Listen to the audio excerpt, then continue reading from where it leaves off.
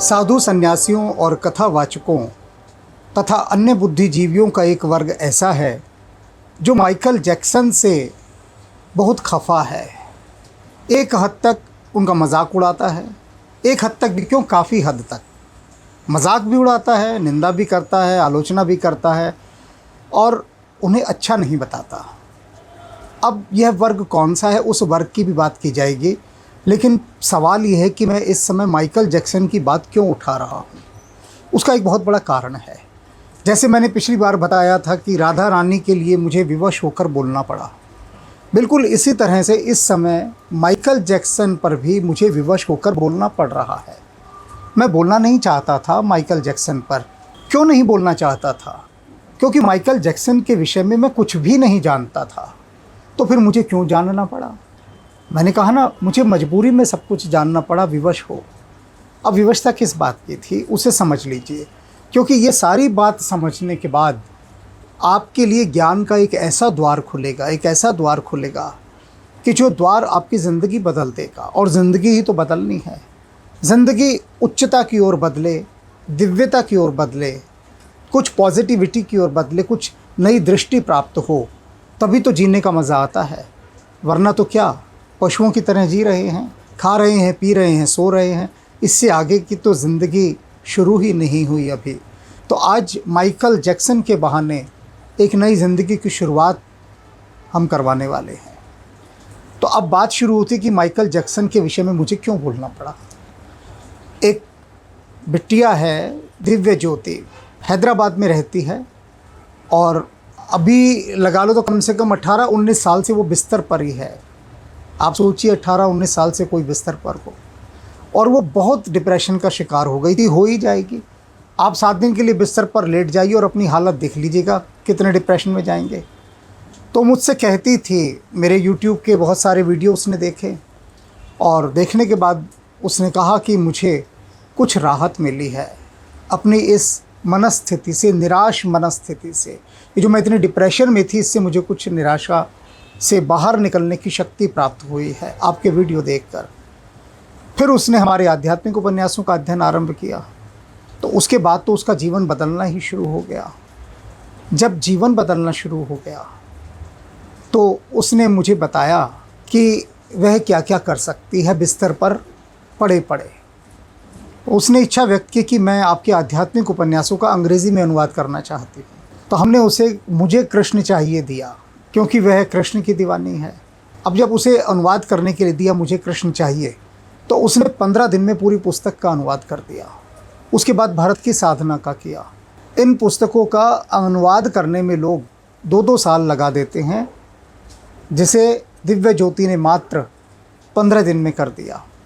अब इतनी राममय होकर वो काम करती है।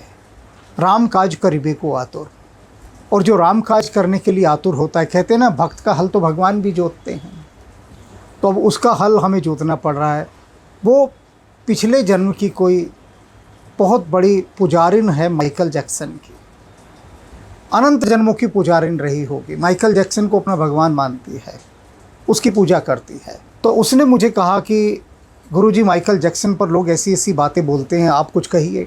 तो मैंने कहा, देखो, माइकल जैक्सन के विषय में मैं कुछ भी नहीं जानता, तब मैं क्या बोलूँ।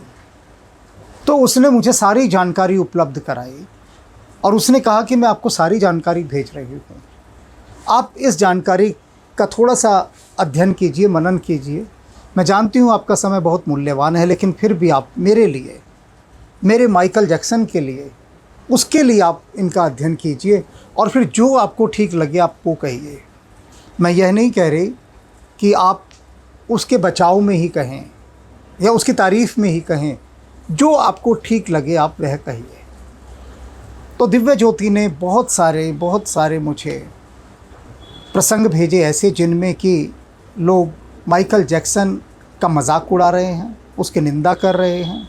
उनको मैंने देखा, गहराई से देखा, समझा और ये जाना कि क्यों लोग माइकल जैक्सन के विषय में ऐसा कह रहे हैं। उसने बताया कि एक प्रवचन देने वाले कथावाचक अपने मंच से माइकल जैक्सन के विषय में क्या कह रहे हैं, वह सुन लीजिए। वे कह रहे हैं, पॉप स्टार माइकल जैक्सन 150 साल तक जीना चाहते थे, अपनी इस लंबी उम्र के लक्ष्य को हासिल करने के लिए उन्होंने अपने घर पर ही 12 डॉक्टरों की एक टीम और कई फिटनेस विशेषज्ञों को नियुक्त किया हुआ था। इसके साथ ही वे अपने स्वास्थ्य की जांच के लिए अक्सर ऑक्सीजन चैम्बर में सोते थे और खाने पीने की हर चीज़ लैब में टेस्ट की जाती थी। हालांकि उनकी यह चाहत पूरी नहीं हो सकी और 25 जून 2009 को दवाइयों के ओवरडोज के कारण 50 वर्ष की उम्र में उनका निधन हो गया। अब ये कथावाचक इस घटना को अपनी संगत के बीच सुना रहे हैं और सुनाते हुए चटकारे ले लेकर, चुस्कियाँ लेते हुए मजाक उड़ा रहे हैं माइकल जैक्सन का कि ये देखो उसने मौत से बचने के लिए कितना बड़ा तामझाम इकट्ठा किया था, लेकिन ये तामझाम उसके किसी काम नहीं आया। जो 150 साल जीना चाहता था वो 50 साल में ही चलता बना। अब इसके माध्यम से कथावाचक अपनी जो संगत है उसको बड़ा इम्प्रेस करने की कोशिश कर रहे हैं या संदेश देने का प्रयास कर रहे हैं कि ये जीवन अनित्य है और उस अनित्य जीवन के लिए हम इतने लंबे आयोजन को भी यदि करें तो वो किसी काम नहीं आता।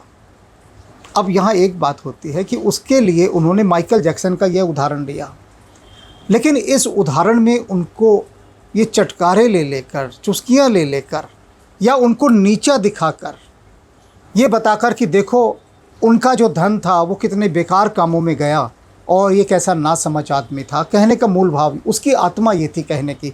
उसमें जो ध्वनि, जो साउंड निकल कर आ रही थी वो माइकल जैक्सन का मखौल उड़ाने की थी। अब इस प्रसंग को लेकर मैं बात आगे चलाता हूँ। अभी बहुत सारे प्रसंग हैं। सबसे पहली बात तो जो पैसा, माइकल जैक्सन का पैसा, उसका अपना पैसा। अब उस कथावाचक के स्थान पर यदि मैं होता तो कहता कि देखो माइकल जैक्सन के पास इतना बेहिसाब पैसा था, लेकिन उसने उस पैसे को शराब में नहीं उड़ाया, जुए में नहीं उड़ाया।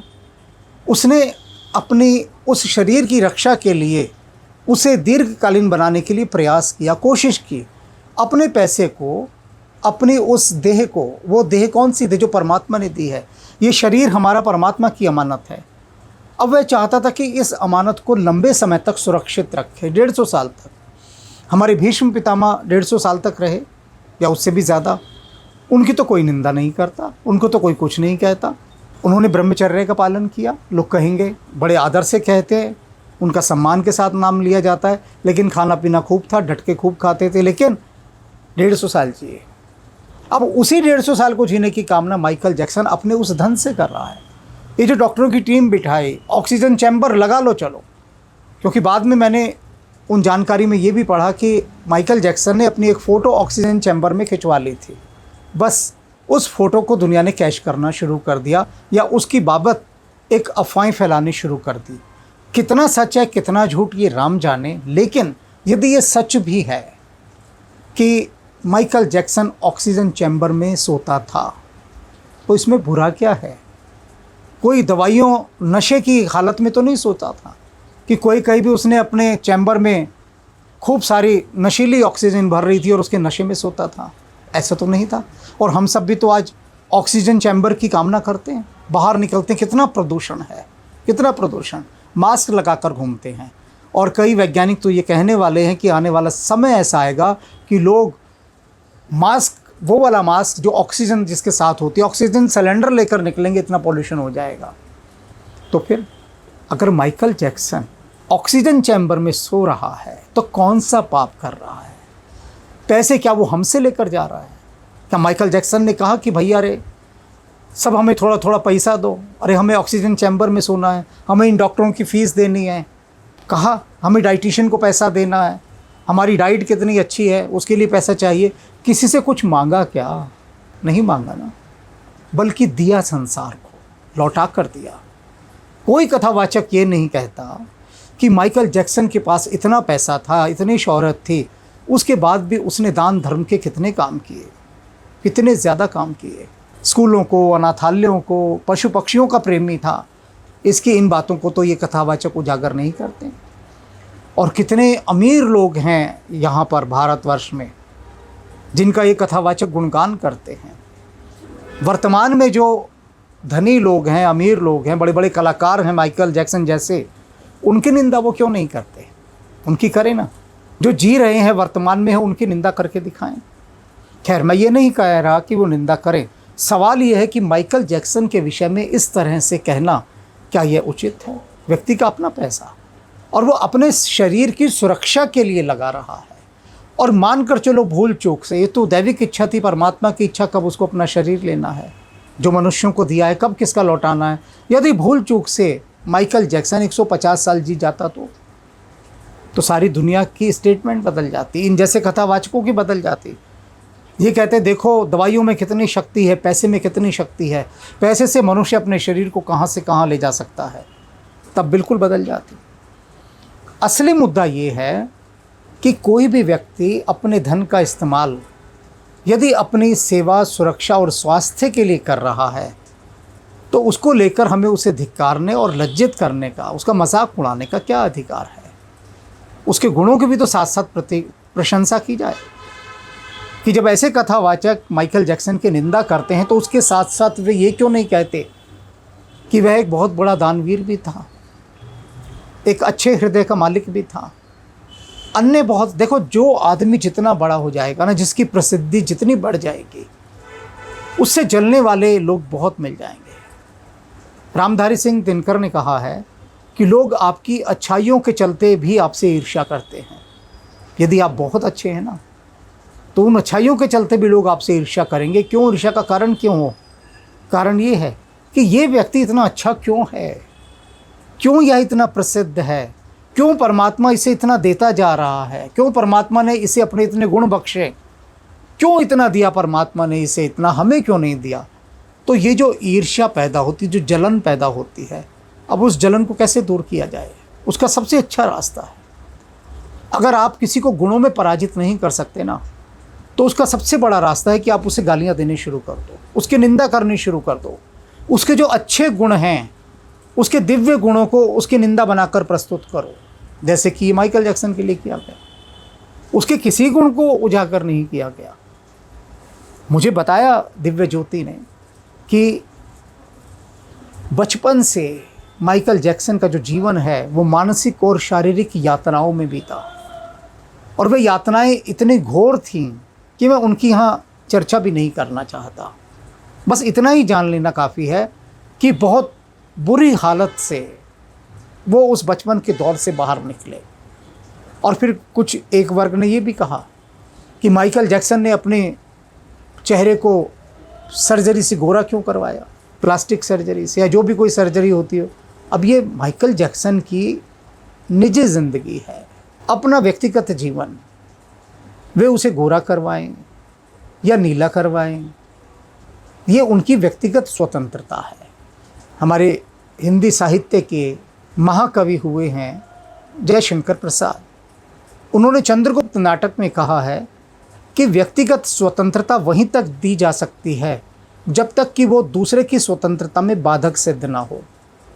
समझ रहे हैं ना, कि पर्सनल फ्रीडम वहीं तक दी जा सकती है जब तक कि वो दूसरे की फ्रीडम में डिस्टर्बेंस क्रिएट ना करे। अब इसे एक उदाहरण के द्वारा समझो कि एक व्यक्ति कहे जी ये तो मेरा घर है, मैं जितना मर्जी तेज़ म्यूज़िक बजाऊं, और वो अपने म्यूज़िक सिस्टम पर इतना ज़ोर से बजाए कि पूरा मोहल्ला हिल जाए, और मोहल्ला आकर कहे भाई ये क्या कर रहे हो, और वो कहे कि ये तो भारत देश है, स्वतंत्रता का अधिकार। सच में भारत में जितनी स्वतंत्रता का अधिकार मनुष्य को प्राप्त है, संसार के किसी देश में नहीं है, किसी भी देश में, ये याद रख लीजिएगा। यूँ ही नहीं कहते सारे जहाँ से अच्छा हिंदुस्तान हमारा। आपको पूरी स्वतंत्रता है, आप यहाँ जिस मर्जी को गाली दे दीजिए, आपको कोई कुछ नहीं कहेगा। देश के प्रधानमंत्री को भी आप दे दीजिए, और लोग देते हैं। तो इतनी स्वतंत्रता देने के बाद, मिलने के बाद, तो इस भारत भूमि को बारंबार प्रणाम करना चाहिए, इसकी धूल माथे से लगानी चाहिए कि धन्य हो ये भारत भूमि, कितनी बड़ी स्वतंत्रता दी कि हम किसी को कुछ भी कह दें, चाहे वो कसूरवार हो या ना हो, चाहे उसका दोष हो या ना हो, जो दिव्य गुणों से संपन्न हो, उसको भी हम निंदा के घेरे में ले आएँ। अब यह जो व्यक्तिगत स्वतंत्रता है कि मैं जितना मर्जी लाउड म्यूज़िक बजाऊं, जितना मर्जी तेज़ बजाऊं, मुझे क्या, मेरी फ्रीडम है ना, ये दूसरे की स्वतंत्रता में बाधक सिद्ध हो रही है। कोई पढ़ रहा है, कोई रोगी है, कोई शांत बैठना चाहता है, उनकी स्वतंत्रता में बाधा पैदा कर रही है आपकी ये तेज़ आवाज़ म्यूज़िक सिस्टम की, लाउड स्पीकर की। तो इसकी अनुमति नहीं दी जा सकती, इसकी स्वतंत्रता नहीं दी जा सकती। अब यही निजी स्वतंत्रता माइकल जैक्सन की है कि वो अपनी त्वचा को गोरा करें या अन्य किसी भी रंग में रंगें, उनकी निजी स्वतंत्रता है, इससे किसी का कोई लेना देना नहीं, और उसके लिए वो अपना निजी धन खर्च कर रहे हैं, सबसे बड़ी बात।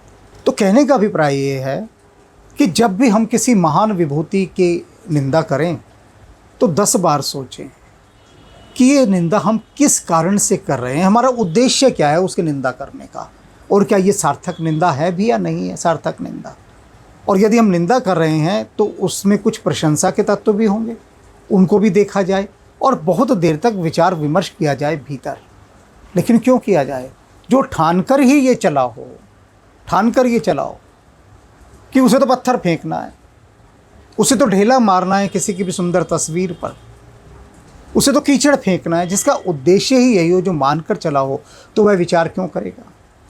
तो ऐसे विचार न करने वाले जो लोग हैं, वे जो भी कुछ कहते रहें, उनके कहने से प्रभावित नहीं होना। यदि हम प्रभावित होते हैं तो इसका अर्थ है कि कहीं ना कहीं हम उनको सहयोग कर रहे हैं और उस निंदा के पात्र हम भी बन रहे हैं। अनेक लोगों से मैंने बात की माइकल जैक्सन के बारे में। बाद में मैंने पूछा लोगों से कि भाई ये जो प्रसंग है, माइकल जैक्सन 150 साल जीना चाहता था, बस मैं इतना ही बोलता था कि वो शुरू हो जाते थे। अजी क्या है माइकल जैक्सन का 150 साल जीना चाहता था, 50 साल में निकल लिया ना। बोलते किस ढंग से हैं, उनकी जो टोन है, उनकी जो साउंड निकल रही है, जो ध्वनि निकल रही है, मजाक उड़ाने वाले। ये डॉक्टर रखे, वो रखे, फलाना रखा, ऑक्सीजन चैम्बर में सोया। तो मैंने कहा अच्छा एक बात बताओ, जरा एक बात बताओ, तुम क्या करते हो? मैंने उन लोगों से पूछा जो प्रतिदिन शराब पीते हैं, बैठकर सिगरेट पीते हैं, तम्बाकू खाते हैं। मैंने कहा तुम क्या कर रहे हो? तुम रोज़ पीते हो, रोज़ तम्बाकू खाते हो, रोज़ सिगरेट खाते हो। तुमने माइकल जैक्सन की तरह कभी अच्छी डाइट लेनी शुरू की कि ठीक है हम शराब नहीं पिएंगे, अच्छी डाइट लेंगे, सुबह तम्बाकू नहीं खाएंगे, सिगरेट नहीं पिएंगे? मैंने कहा तुम उसकी निंदा कर रहे हो जो अपने शरीर की सुरक्षा रखने वाला है। और बेहोशी में लोग बस सुन के, एक व्यक्ति को लोग मार रहे थे, सड़क पर पीट रहे थे, जो आया वो पीटे, जो आया वही पीटे। तो किसी ने रोक कर पूछा एक से, भाई क्या बात है, क्यों मार रहे हो? वो कहता मुझे क्या पता, भीड़ पीट रही थी, मैंने कहा चलो मैं भी पीटूं, मुझे भी मौका मिल गया पीटने का। तो यही बात है कि कोई एक निंदा कर रहा है ना, तो चलो हम भी बिना सोचे समझे उसके निंदा में सहयोगी हो जाएं, सहयोगी होकर हम भी निंदा करें। तो इस तरह से हम क्या करते हैं? इस तरह से हम पाप अर्जित करते हैं और कुछ नहीं करते। सवाल ये है कि किसी की भी निंदा हम क्यों करें? निंदा तो करनी ही नहीं चाहिए। आलोचना एक अलग बात है, निंदा एक अलग बात है, दोनों को समझिए। अब आपके क्षेत्र की सड़कें बिल्कुल टूटी हुई हैं, गंदगी है, सफाई नहीं हो रही, गुंडे और मवाली घूम रहे हैं चारों तरफ, तब आप अपने क्षेत्र का जो नेता है आप उसकी आलोचना कर सकते हैं। आलोचना मतलब होता है चीज़ों को गहराइयों से देखना, या जो वहाँ का सुरक्षा अधिकारी है, जो स्वास्थ्य अधिकारी है, उसके विषय में आप ये कह सकते हैं कि इसको कर्तव्य दिया गया था कि यह अपने कर्तव्यों का पालन करे, लेकिन ऐसा करके यह निंदनीय कार्य कर रहा है, यह ठीक नहीं कर रहा, इसे आलोचना कहते हैं। ये निंदा नहीं है, क्योंकि वास्तव में उसके अवगुणों पर आप प्रकाश डाल रहे हैं और उसकी आलोचना कर रहे हैं कि यह भ्रष्ट व्यक्ति है। इसको निंदा नहीं कहेंगे। निंदा उसे कहते हैं जब हम अपनी घृणा से प्रेरित होकर किसी को नीचा गिराने की कोशिश करते हैं, ये समझ लीजिए। अब ये जो दिव्य ज्योति है, ये मुझसे कहती है कि आप माइकल जैक्सन के विषय में इन भ्रांतियों को दूर कीजिए। नहीं की जा सकती। उसका कारण है क्योंकि जो संसार है ना, ये सत, रज और तम तीन गुणों से परिचालित है। ये 3 गुण इसे चला रहे हैं। अब जिसमें सात्विक गुण है वो इन बातों से परे है, जो राजसिक गुण वाला है वो इनका थोड़ा बहुत विश्लेषण करेगा, जो तामसिक गुण वाला है वो इनकी निंदा करेगा। तो ये जो जगत है ये त्रिगुणात्मक जगत है। इस जगत में किसी के स्वभाव को नहीं बदला जा सकता जब तक कि वह स्वयं अपने स्वभाव को बदलने के लिए परमात्मा के आगे पसर ना जाए, गिड़गिड़ाने ना लगे, तब तक नहीं बदला जा सकता, तब तक रूपांतरण ही नहीं हो सकता। और इस बात को अच्छे से समझ लो। इस बात को तुम दुखी रहती हो कि माइकल जैक्सन की आत्मा इस समय कितना दुख पाती होगी ये देख कर कि उसने तो संसार के लिए कितनी भलाई करनी चाहिए, लेकिन उससे लोग कितना उसकी आलोचना कर रहे हैं ना। ऐसा नहीं है दिव्य ज्योति, क्योंकि मैंने क्षण मात्र का ध्यान लगाकर अनुभव किया माइकल जैक्सन को, और मैंने पाया कि उसे ना कोई दुख है, ना कोई शोक है, ना कोई चिंता है, कुछ है ही नहीं, वहाँ कुछ है ही नहीं, कुछ भी नहीं है, ना कोई खुशी है, ना कोई दुख है। एक महान कलाकार जो कि पॉप संगीत का राजा कहा गया, किंग ऑफ पॉप, वो आया और कुछ समय के लिए अपनी प्रतिभा को, वह प्रतिभा जो परमात्मा ने दी थी, विकट परिस्थितियों में रहते हुए उसने दिखाया, कलाकारों को सिखाया, कलाकारों से कहा कि देखो मैं कितने विकट परिस्थितियों में कीचड़ में पैदा हुआ और कमल के समान बाहर निकला, और वो कीचड़ मुझे छू नहीं पाया। और उसके बाद जो संगीत मेरे भीतर था, वह संगीत जो परमात्मा ने दिया था, क्योंकि दिव्य ज्योति के द्वारा दी गई जानकारियों से ही मुझे पता लगा कि वो किसी भी धुन को माइकल जैक्सन तैयार नहीं करता था। सब कुछ संगीत के नोट्स उसके अंदर बने हुए थे, प्राकृतिक नैसर्गिक रूप में, जिसे कहते हैं ना, निसर्ग से प्रदत्त, परमात्मा के द्वारा, गॉड गिफ्ट जिसे कहते हैं। अगर उसे कोई प्रोग्राम भी करना होता था स्टेज पर, तो म्यूजिशियन को वो अपने कुछ नोट्स बता देता था कि उसको चाहिए क्या, और फिर सब कुछ उसके अनुसार हो जाता था। तो जो लोग कहते हैं कि माइकल जैक्सन 50 साल में निकल लिया, उनको मैं बता दूं कि माइकल जैक्सन करोड़ों लोगों के हृदयों में आज भी बसा हुआ है। वो कहीं नहीं निकला, कहीं नहीं निकला। शरीर का क्या है, शरीर तो है ही निकलने के लिए, लेकिन बसना तो प्रेम में है ना। असली बसावट तो प्रेम की बसावट है। सुना है ना, जीते हो किसी ने देश तो क्या, हमने तो दिलों को जीता है। तो उस महान कलाकार ने लोगों के दिलों को जीता, उनके दिलों पर राज किया। तो कहाँ निकलते हैं ऐसे लोग, ये तो अमर अजर हैं, इस तरह के कलाकार। बस इतना ही संदेश आज के लिए है, इतना ही संदेश, इतनी ही सिखावन, इतना ही पाठ कि कभी भी किसी की व्यर्थ में निंदा करके पाप के भागी ना बने।